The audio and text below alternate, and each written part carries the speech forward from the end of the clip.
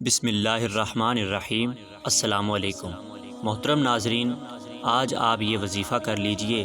اللہ رب العزت کے فضل و کرم سے اور حضور نبی رحمت صلی اللہ علیہ وآلہ وسلم کے وسیلہ سے آپ کی ہر حاجت پوری ہوگی اور رزق میں اللہ رب العزت بے پناہ برکتیں عطا فرمائے گا، اور آپ کی پریشانیاں، آپ کے دکھ اور تکالیف اللہ رب العزت اپنے کرم سے ختم فرما دے گا، اور آپ کی جھولیاں اپنی رحمتوں سے اللہ رب العزت بھر دے گا۔ آپ دیکھ رہے ہیں سادات پروڈکشن۔ چینل پر نئے ہیں تو چینل کو سبسکرائب کر لیجئے۔ آج آپ کو بہت خوبصورت وظیفہ بتانے لگا ہوں کہ جس کو کرنے کے بعد آپ اللہ کے کرم سے ہر طرح کی آفات سے محفوظ رہیں گے، دکھ تکلیف پریشانیاں ان سے آپ محفوظ رہیں گے، اور ڈھیروں برکتیں اور رحمتیں آپ کو عطا ہوں گی۔ رمضان المبارک کا مقدس مہینہ چل رہا ہے، اور رمضان المبارک میں یا اس کے بعد جب بھی آپ یہ ویڈیو دیکھ رہے ہوں، آپ یہ وظیفہ کر سکتے ہیں۔ کوئی پابندی عائد نہیں ہے، آپ جب بھی یہ وظیفہ کریں، اللہ رب العزت آپ کو اپنی بے پناہ برکتیں اور روحانیت آپ کو عطا فرمائے گا۔ اور رمضان المبارک کا یہ مقدس مہینہ اللہ رب العزت نے ہمیں عطا فرمایا ہے۔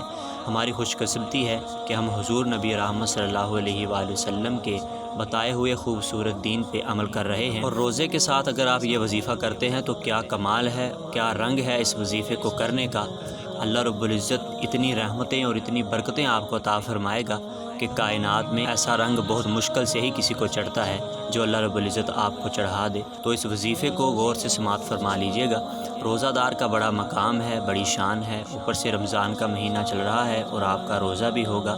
اللہ رب العزت ہمیں روزہ رکھنے کی بھی توفیق عطا فرمائے۔ اللہ رب العزت روزے کا اجر ہمیں خود عطا فرمائیں گے۔ یہ ذمہ اللہ رب العزت نے خود لیا ہے کہ روزہ دار کا اجر میں خود اسے عطا فرماؤں گا۔ خوف خدا اگر ہم نے دیکھنا ہے تو وہ مسلمان میں ہی دیکھنا ہے کہ روزے کی حالت میں وضو کا پانی اپنے منہ میں رکھ کر بھی وہ پیتا نہیں ہے کہ اللہ رب العزت مجھ پہ راضی رہے۔ صرف اللہ کی رضا حاصل کرنے کے لیے وہ وضو کا پانی منہ میں رکھتا بھی ہے، لیکن کلی کر دیتا ہے، پیتا نہیں ہے، حلق سے نیچے نہیں جانے دیتا۔ کیوں؟ کہ اللہ رب العزت مجھ سے راضی رہے۔ جب روزہ دار سارا دن بھوکا پیاسا رہتا ہے اور عصر کا وقت آ جاتا ہے، نماز عصر ادا کرنے کے لیے وہ وضو کرتا ہے، اور سب سے مشکل ترین وضو روزہ دار کے لیے عصر کا وضو ہوتا ہے، اور جیسے ہی وہ وضو کرتا ہے، لیکن وہ وضو کا پانی منہ میں رکھ کر بھی حلق سے نیچے نہیں جانے دیتا کہ اللہ رب العزت مجھ سے راضی رہے، صرف اللہ کی رضا حاصل کرنے کے لیے۔ تو کیوں نہ روزہ دار کا مقام کیوں نہ بلند ہو؟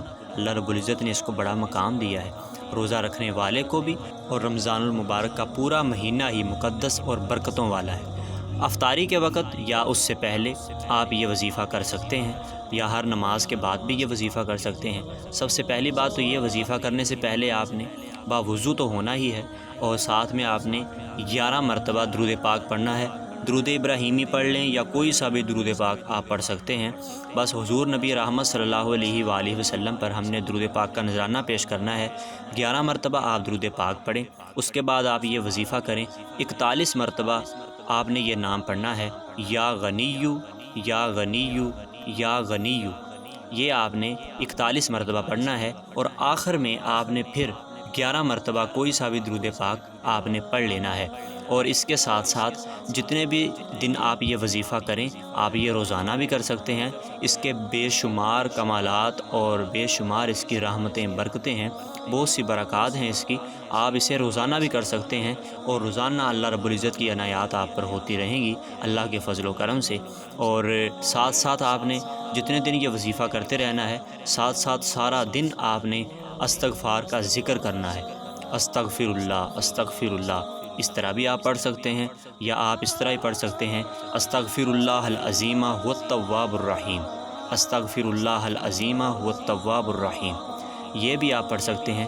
آپ یہ بھی پڑھ سکتے ہیں، استغفر اللہ ربی من کل ذنب اذنبتہ عمدا او خطا سرا او علانیۃ واتوب الیہ۔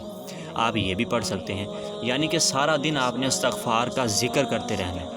ٹھیک ہے، جب بھی فارغ وقت چلتے پھرتے بیٹھے اٹھتے آپ جب بھی فارغ ہوں تو آپ استغفر اللہ کا ذکر کرتے رہیں، اور یہ شام کے وقت یا سحری کے وقت کسی بھی وقت یہ وظیفہ ضرور کریں۔